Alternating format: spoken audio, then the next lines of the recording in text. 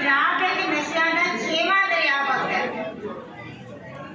जिथे असीं पंजाबी होते इस गल का मान महसूस कर रहे हैं कि असीं पंजाब के रहने वाले हैं ते सिर ऊंचा करके कहते हैं कि असीं पंजाबी हाँ।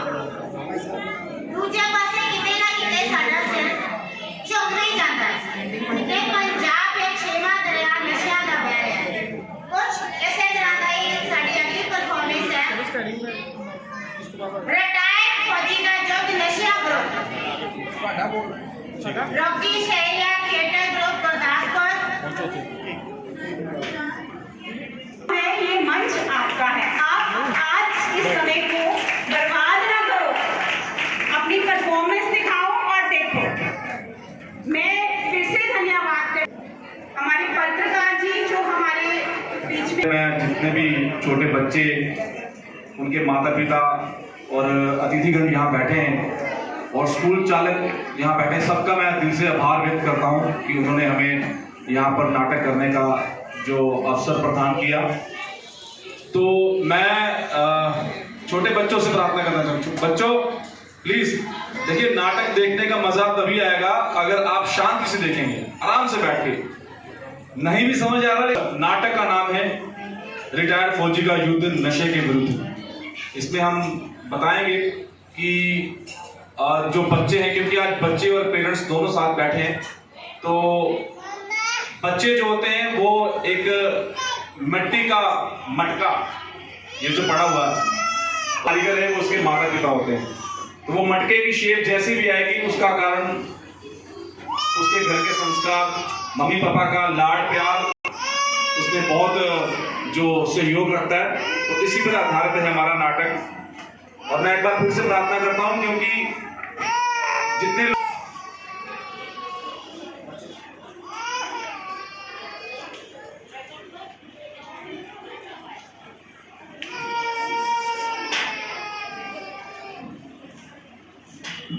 Welcome welcome welcome. फौजी साहब, आपकी रिटायरमेंट पर इस गांव में और खास करके इस पार्क में आपका हार्दिक स्वागत है। वैसे मैं आज कई सालों बाद इस पार्क में आया हूँ। भाटिया साहब, मैं देख रहा हूँ कि पार्क में बहुत कुछ बदल गया है। ये पेड़ शायद पहले नहीं, ये बिल्डिंग भी यहाँ पे पहले नहीं, और वैसे पार्क में तो बहुत कुछ बदला। देख रहा हूँ कि आपकी बॉडी में बहुत कुछ बदलाव हो चुका है। आपका पेट देखो कैसे बढ़ गया है। आप मुझसे 2 साल बड़े हैं, लेकिन देखने में ऐसे लग रहा है कि जैसे मेरे चाचा हूँ। फौजी साहब, हम हैं एसी में सोने वाले लोग। अगर एसी में सोएंगे तो ये सब कुछ तो होगा ही। लेकिन फौजी साहब, मैंने आपको पहले भी देखा था और आज भी देख रहा हूं। आप पहले भी फिट थे और आज भी वैसे के वैसे ही। आपकी तरफ देखकर ना मेरे मन में भी एक शौक पैदा हुआ कि मैं भी आप जैसा फिट हूं। कोई बात नहीं, कर दूंगा आपको पूरा फिट, लेकिन उसके लिए ये है कि आपको सुबह अर्ली मॉर्निंग 4:30 बजे उठना पड़ेगा। अरे रे रे रे फौजी साहब, कैसी बात कर रहे हैं। हम हैं सुबह 9 से 10 बजे उठने वाले, अरे हम 4 बजे कहाँ से उठेंगे। देखो, अगर फौजियों जैसे बॉडी चाहिए तो फिर फौजियों जैसा टाइम टेबल भी बनाना पड़ेगा। अगर तो सुबह 4:30 बजे उठ सकते हैं तो मैं कल से ही आपको फिट कर दूँ। ठीक है, कोई कोशिश करेगा। चलिए, आज अगर पार्क में आए तो थोड़ी सी एक्सरसाइज आप भी कर लेते हैं। बिल्कुल, थोड़ा सा वार्म अप कीजिए, जरा हिलाइए अपनी बॉडी को। शाबाश, हाथ पैर पूरे खोलें। अरे फौजी साहब, ये तो देखिए, इधर देखिए, छोड़िए से। और अरे फौजी साहब, छोड़िए से। बताइए तो सही, कौन लड़का ऐसे गिर गया आपके पास? मैं देखिए, आप एक्सरसाइज करवा रहे हैं ना, आप करवाइए। छोड़िए से, छोड़िए आप, मैं तो आज करती हूँ। नहीं भाटिया साहब, आप जानते से? मैं इसे बहुत अच्छी तरह जानता हूँ और इसके बाप को भी और पूरी खानदान को जानता हूँ। तो बताओ ना, इसे क्या हुआ? आप ऐसे क्यों कह रहे हैं? अरे फौजी साहब, इसने नशा किया हुआ है, ड्रग्स से रहता है। अरे मेरी बात सुनो फौजी साहब। ओ छोटू, बढ़ाओ।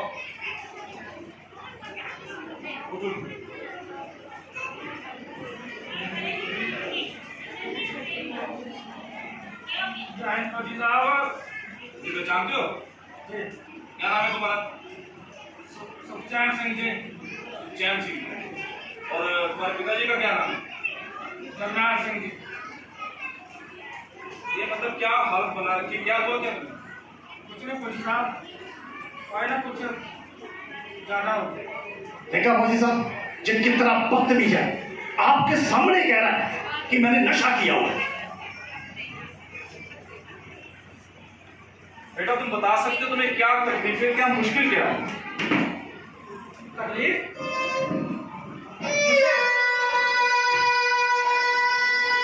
फौजी साहब,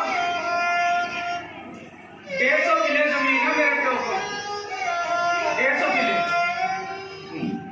और भी बहुत कुछ है, बहुत कुछ, वो भी पुश्तैनी, बहुत कुछ है पुश्तैनी।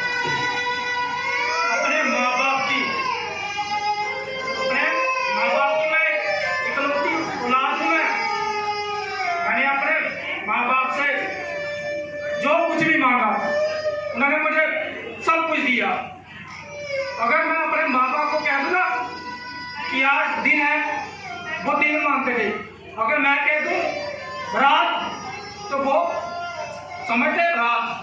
मैं जो कहता वो करते। जिन छोटी उम्र के बच्चे मसा 5 रुपए खर्च करते थे ना, मैंने उस टाइम 500 रुपया खर्च किया है, 500। और जब मैं 8वीं क्लास में था ना, तो मेरे बाप ने मुझे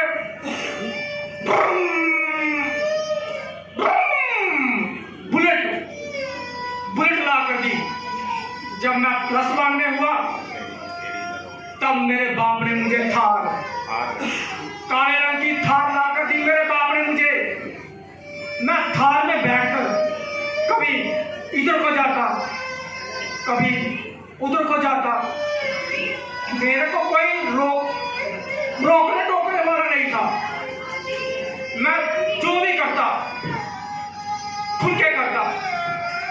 जी साहब, मेरा खर्च, कोई भी शिकायत, कोई लामा मेरे घरे लैके नहीं सी होंदा। जे कोई मेरा कोई लामा लैके आ भी जाए तो मेरे घर के मेरा कसूर ही नहीं करते, तो सामने वाले का कसूर करता कि ਤੁਹਾਡੇ ਮੁੰਡੇ गलत है भाई, ਤੁਹਾਡੇ ਮੁੰਡੇ गलत है, साडा मुंडा तो ठीक है, वही गलत हो। फौजी साहब, जो मेरे घर के गल कहनी ना, मेरी ना छाती चोरी हो जाती थी, छाती चोरी।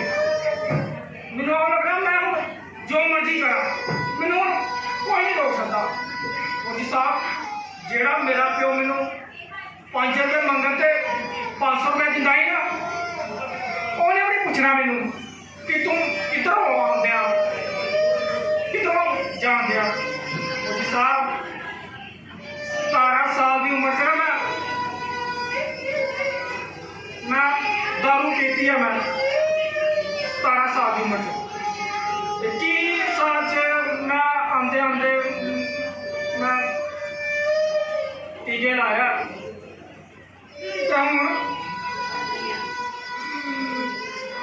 फौजी साहब, मैनू चिट्टे की तौर लगती है। क्या तेनू कई तकलीफ आ? मैनू यह चीज़ की तकलीफ है कि जो मेरा प्यो मैनू 5 रुपए मंगन से 500 रुपए दिंदा ही, उन्हें मैनू 500 रुपए भी देना, 5 रुपए भी देने बंद कर दिते। उपर मेरे घर से कहते कि तू साढ़े नहीं कलंका। मैं कलंका? कहते तू गलत आ, तू नशा करता। मेरे माँ प्यो ने मैनू जिद्दां दा बनाया, मैं बन गया। मेरी थोड़ी गलती है।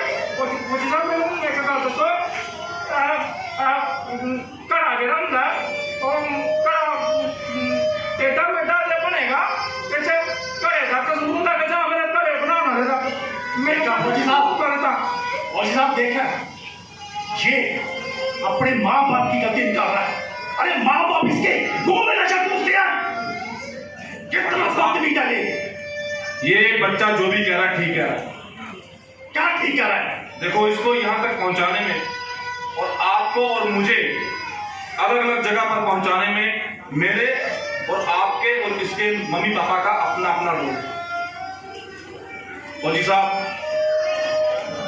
मैं छोटा सा था, मेरे पिताजी कश्मीर में नौकरी करते थे और मेरे पिताजी चाहते थे कि मैं बड़ा होकर फौजी बनूं। इसलिए वो मेरी मां को कहते थे कि सुबह इसे 4 बजे उठाकर दौड़ने के लिए भगाना। और यकीन मानोगे कि मेरी मां रात को चाहे कितना भी थक हार कर 1 बजे 2 बजे 3 बजे सोए, लेकिन सुबह घड़ी के अलार्म की तरह मुझे 4 बजे उठा देती, मुझे रनिंग के लिए भेजती। मेरी मां इस बात का हमेशा ख्याल रखती कि मैं कैसे लोगों के साथ बैठता हूं, कैसे लोगों के साथ मेरी दोस्ती है, कैसे लोगों के साथ बैठ के मैं खाता पीता हूं। और जब भी उसको पता चलता कि मैं कुछ गलत लोगों के पास बैठा हूं, वो मुझे खुद तो डांटती, फोन से पिताजी से भी डांट दिलवाती। 1971 में जब मेरे पिताजी फौज में शहीद हो गए, तो बाद में मुझे पालने पोसने के लिए मेरी मां ने पिता और मां दोनों का फर्ज निभाया। मेरे पिताजी ने मेरी मां को कहा था कि इसको लाड प्यार चाहे कितना भी करना, ये जो मांगे इसकी हर आस पूरी करना, लेकिन इसके दिल में बड़ों के प्रति जो प्रेम है, इज्जत है, भाव है, बाय है, उसे कभी खत्म ना होने देना। और मेरी मां ने ऐसा ही किया, मेरी हर आस पूरी की, मुझे पढ़ाया लिखाया, लेकिन मुझे कभी अपने घर के बड़ों के सामने ऊंची आवाज में बात नहीं करने दी। मुझे सबसे डरना सिखाया। भाटिया साहब, आप यकीन नहीं मानोगे, आज मैं बेशक फौज से रिटायर हो चुका हूं, लेकिन आज भी अगर मेरे पिताजी के दोस्त, रिश्तेदार, मेरे चाचा, ताऊ, दादू मेरे सामने आते तो हमारे घर के मेरी जुबान बंद हो जाती।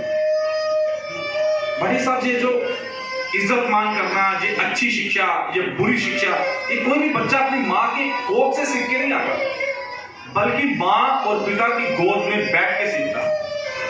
एक बच्चा वही भाषा बोलता है जो उसके माँ बाप उसे सिखाते हैं। वाह वाह वाह फौजी साहब, वाह! आप इस निशेड़ी के पीछे लाकर आप भी माँ बाप को बुरा भला कह रहे हैं। देखिए भाटिया साहब, अगर मैं एक माँ पिता की बेइज्जती कर रहा हूं, एक को कोस रहा हूं, तो एक की तारीफ भी तो कर रहा हूं। अरे तारीफ तो आप अपने माँ बाप की कर रहे हैं, किसी की थोड़ी कर रहे हैं। भाटिया साहब, यदि मैं अपने माता पिता की तारीफ कर रहा हूं तो इसलिए तारीफ नहीं कर रहा कि वो मेरे माता पिता हैं। उनकी तारीफ मैं इसलिए कर रहा हूं क्योंकि उन्होंने मुझे अच्छी शिक्षा दी। मैं इस तरह नशे करके गलियों में गिरा नहीं, नालियों में गिरा नहीं, इसलिए मैं उनका शुक्रगुजार कर रहा हूं, इसलिए उनकी तारीफ कर रहा हूं।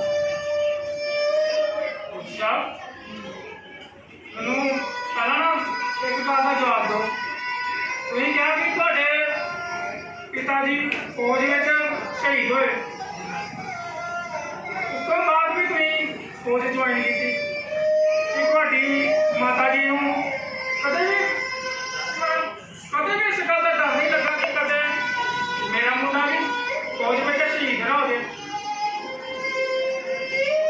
मेरे बच्चे, जो माए अपना सिंदूर अपने पुत्र देश पे कुर्बान करती है, शहीद करती है, उनके दिल बहुत बड़े होते हैं, वो कभी नहीं डरते। और वैसे भी उनका अगर पुत्र फौज में देश के लिए शहीद होता है तो गर्व से उनका सर उठता है, क्योंकि शहीद की मां जब गलियों से निकलती है तो लोग कहते हैं कि वो देखो शहीद की मां जा रही है, और मन ही मन शहीद की मां के समक्ष नतमस्तक होते हैं।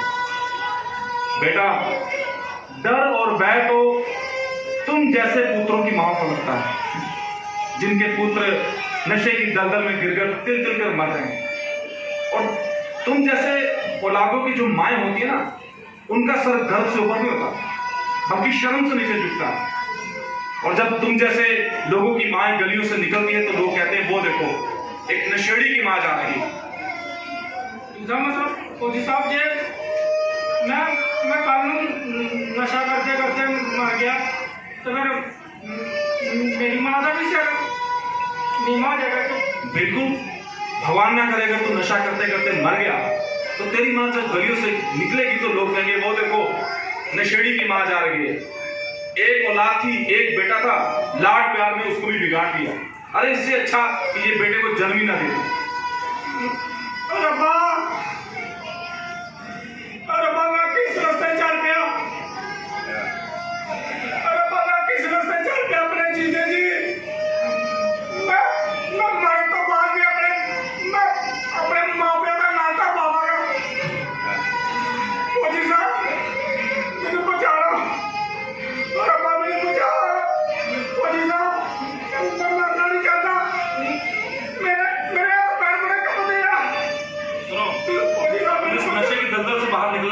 फौजी साहब, जो तुम्हें कहूंगा वो करोगे।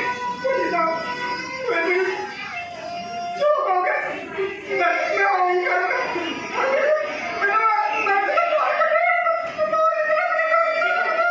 अगर मैं तुम्हें रिहैबिलिटेशन सेंटर में एडमिट करवाऊंगा तो वहां पे चलोगे मेरे साथ? अच्छा बेटा, मुझे ये बता कि तुम्हारे साथ इस मोहल्ले के, तुम्हारे यार दोस्त, इस गांव के और कितने लड़के हैं जो इस दलदल में फंसे हुए?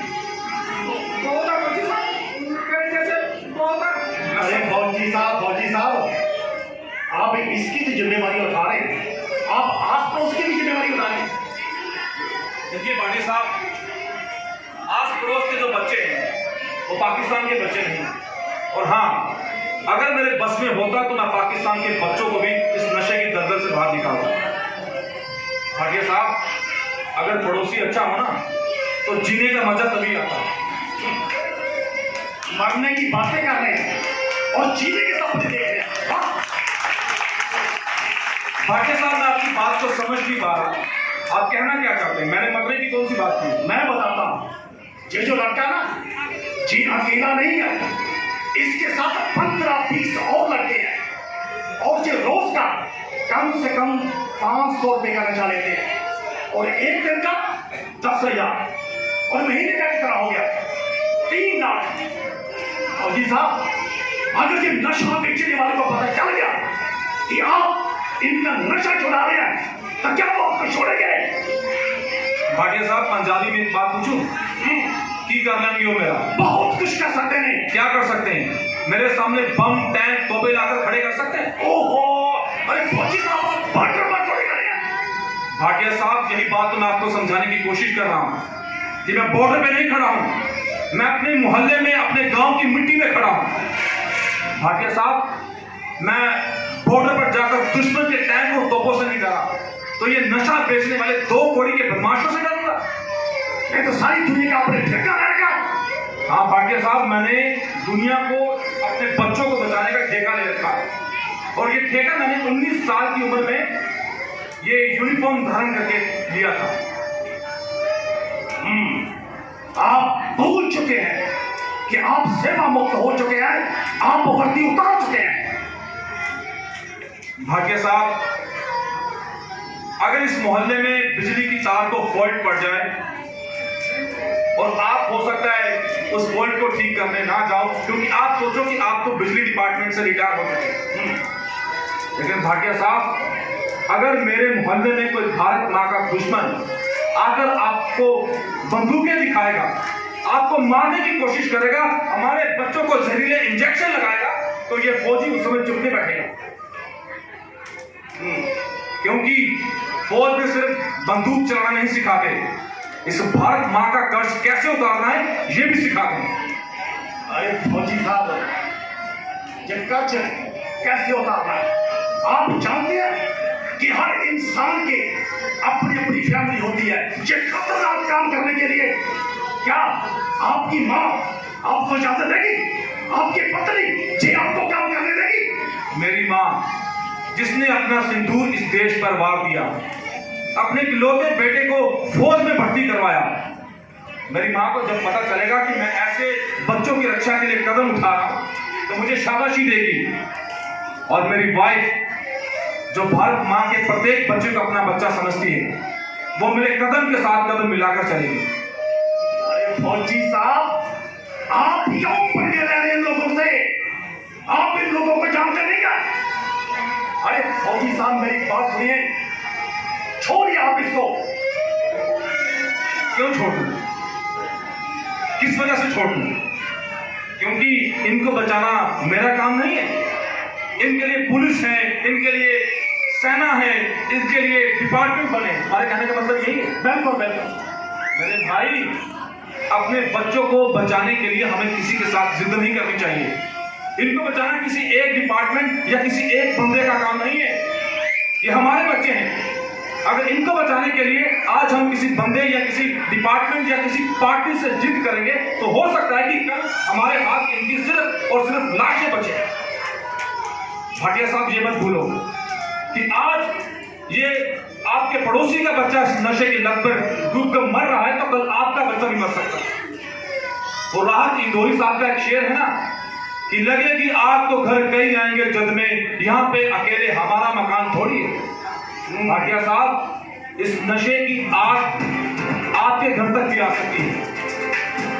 आज अगर इसका बच्चा मर रहा है तो कल आपका बच्चा भी मर सकता है, क्योंकि वो नशे बेचने वाले व्यापारी अगर इसके बच्चे को नशा दे रहे हैं तो कल आपके बच्चे को भी देंगे, आपके बच्चे को नहीं तो आपके बच्चे को देंगे, लेकिन देंगे जरूर, क्योंकि नशा बेचने वाले व्यापारियों के मुंह में लहू लग चुका है और उन कुत्तों के मुंह में लहू लगा है आप लोगों की चुप्पी में, लेकिन ये फौजी चुप नहीं बैठे। अरे फौजी साहब, ये जो पंजाब में क्षेमा दरिया नशे का चल रहा है, इसको आप अकेले नहीं कर सकते। नहीं क्या कर सकते आप इन लोगों के? बहुत कुछ कर सकता हूं भाटिया साहब, अगर आप जैसे लोग मेरा साथ ना भी देना, लेकिन इस देश में बहुत सारे लोग हैं जो इस काम में मेरा साथ देना चाहेंगे, और कुछ नहीं तो अपने जैसे रिटायर्ड फौजियों के मिलूंगा, उनका साथ लूंगा। और यहां पर बैठे कितने लोग हैं जो इस काम में मेरा साथ देना चाहते हैं? बताओ भाइयों, कि आप जैसे लोग इस काम में मेरा साथ दोगे या नहीं दोगे? बिल्कुल भाटिया साहब, आप जैसे लोग अगर मेरा साथ नहीं भी देंगे तो ये लोग अपने बच्चों की रक्षा के लिए मेरा साथ देंगे। और इसी मन से मैं नशा बेचने वाले व्यापारियों को एक विनती भी करना चाहता हूं और वार्निंग भी देना चाहता हूं कि जो आप इस पंजाब में नशे का बीज बो रहे हो, उसकी फसल आज अगर ये बच्चा खा रहा है तो कल आपके बच्चे को भी खानी पड़ेगी, आपका बच्चा भी उस जहर का शिकार होगा। इसलिए जितना जल्दी हो सके समझ जाओ। और भाटिया साहब, मैं इन सब लोगों के साथ मिलकर कसम खाता हूं कि मैं इन बच्चों के बीच और नशा बेचने वाले व्यापारियों के बीच एक ऐसा बॉर्डर खड़ा कर दूंगा कि वो व्यापारी उस बॉर्डर को पार करके हमारे बच्चों तक पहुंचने का हौसला नहीं कर पाएंगे। और कभी भूलवश वो नशा बेचने वाले व्यापारी अपना जहर लेकर हमारे बच्चों तक पहुंच भी जाते हैं तो उनका वो हश्र करेंगे मिलकर कि रहती दुनिया तक याद रखा जाए। अरे वाह फौजी साहब, वाह, बहुत अच्छे। अरे भाई, हमें जब बड़ी साथ ले चलो, हम भी आपका साथ देना चाहते हैं। सोच लो कि फौजियों जितना कलेजा है। अरे साहब, आपके साथ रहकर फौजियों जैसा ही कलेजा बन जाएगा सभी का। तो एक बार फिर जो भी इस नशे के विरुद्ध युद्ध में साथ देना चाहते हैं, एक बार जोर से बोले भारत माता की जय, भारत माता की जय, जो बोले सोनेहाल। यहीं पर हमारा नाटक खत्म होता है। मैं इस नाटक के माध्यम से सारे माता पिताओं को, सारे भाई बंधुओं को यही संदेश देना चाहता हूं कि नशा बेचने वाले व्यापारी है ना, जो वो कोई बहुत बड़े टैंक, तोपों और मिसाइलों वाले नहीं है, एक थप्पड़ की मार होते हैं। आपके मोहल्ले में, आपकी गली में जब कोई ऐसा आता है या होता है तो इकट्ठे पड़ जाओ उनको, क्योंकि ये आपके फ्यूचर का सवाल है। आपके ये छोटे छोटे बच्चे जब गलियों में खेलने जाते हैं और देखते देखते बड़े हो जाते हैं और पता नहीं कौन सी संगति में मिल जाते हैं और इनके हाथ में वो जहर की पूड़ियां पकड़ाने वाले व्यापारी पकड़ा देते हैं और इनको खत्म कर देते हैं। तो इनकी जिंदगी के लिए, अपने भविष्य के लिए, अपने बुढ़ापे के लिए मेरे साथ कसम खाइए कि नशे के विरुद्ध युद्ध में आप पूरा साथ दो। Thank you.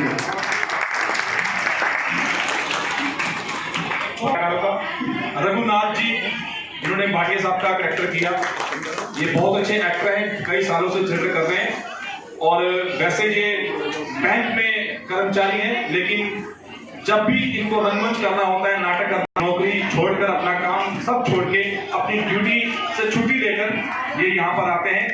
और सचिन जो नशेड़ी लड़के का कैरेक्टर कर रहा था, और मैं फिर से एक बार आभार व्यक्त करता हूँ सरदार जी का, जिन्होंने हमें अपनी बात रखने का मौका इस मंच के माध्यम से दिया। Thank you. और सबको बैसाखी की ढेर सारी बधाई।